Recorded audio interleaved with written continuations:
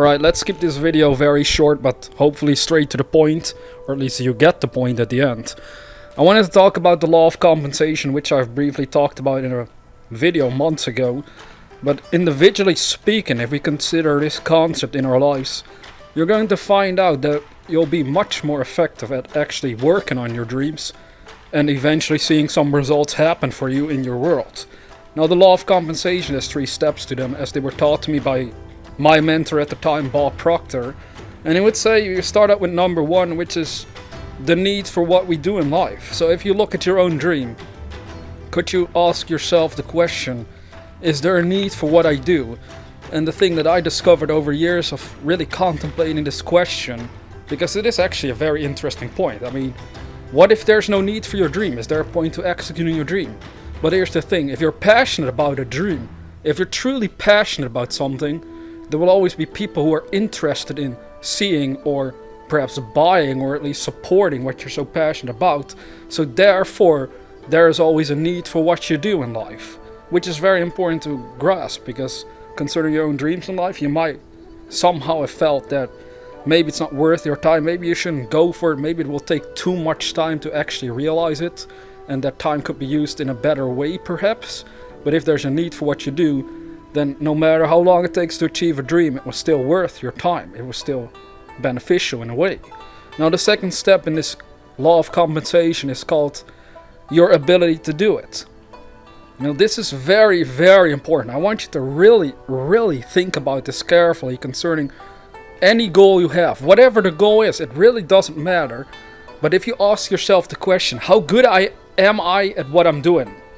How good are you at what you're doing? Now, can you answer that question to yourself without arrogance, without super inflated weirdness to it, being like, oh yeah, I'm so freaking great at anything I do? We're not talking about that.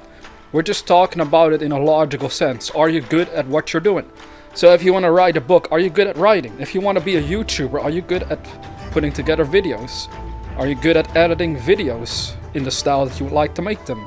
If you want to be a musician, are you good at producing music? Are you good at acting if you want to be an actor? If you want to be a director, are you good at directing a movie? Now, if you think about it, when you have a dream, odds are you're looking out into the world out there and you see people, they do such great things with similar stuff that you want to do. And then what you're going to realize is that these people probably, in many cases, have already worked on it for many years. So obviously they're pretty good at what they're doing, otherwise they wouldn't even be successful to begin with. Now, the issue here for most people is that they're starting to compare themselves from the level where they are currently to those people that are super successful in this world. And then we're using the law of relativity against ourselves because we're going to feel bad. You're going to realize, maybe I'm not as good as them at what they're doing, and I want to do something similar. I'm not good at it yet. So what are you going to do with this second step? The only thing you have to do, the only thing you really have to do every single day for the rest of your life is focus on your dream and get better at it each and every day. So you keep working on your own dream. And as you keep working on whatever the dream is, as you keep improving your skills, as you become more effective at what you're doing, that is when you start to see results.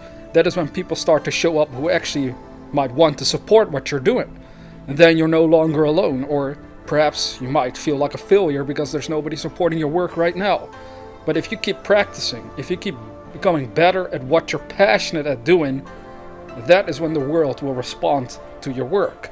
Now, the third step that my mentor would tell me was the difficulty there is in replacing you.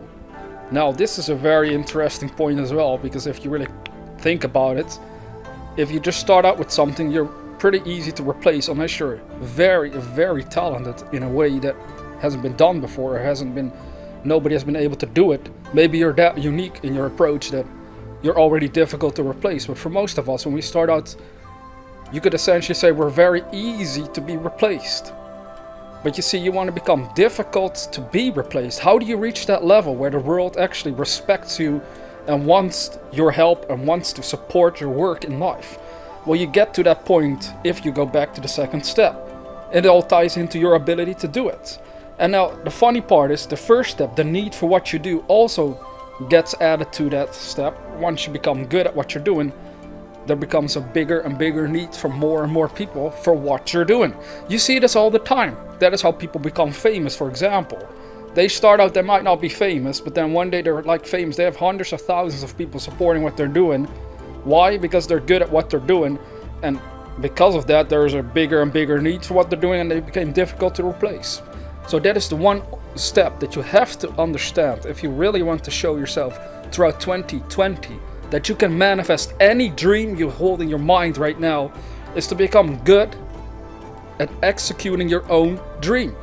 You see how simple this is? If that is the main focus you should have every single day, then there shouldn't be anything that is holding you back, unless you yourself are holding you back by thinking constantly in contradictions. So that is what I suggest you do throughout the year for the rest of your life. You see, when you become good at what you're doing, that is when things start to improve for you and your world. So no matter what the dream is, perhaps others are very successful, don't compare yourself to their level of success. It is your journey, it is your road. And if you simply learn to focus on becoming good at what you're doing in your own unique way, well then, you got the right mindset from which success can be built and achieved. Now think about this very carefully concerning the goals you have, and I promise you, you'll see some amazing results over time. Now with that being said, dear viewer, never forget that we are the dreamers.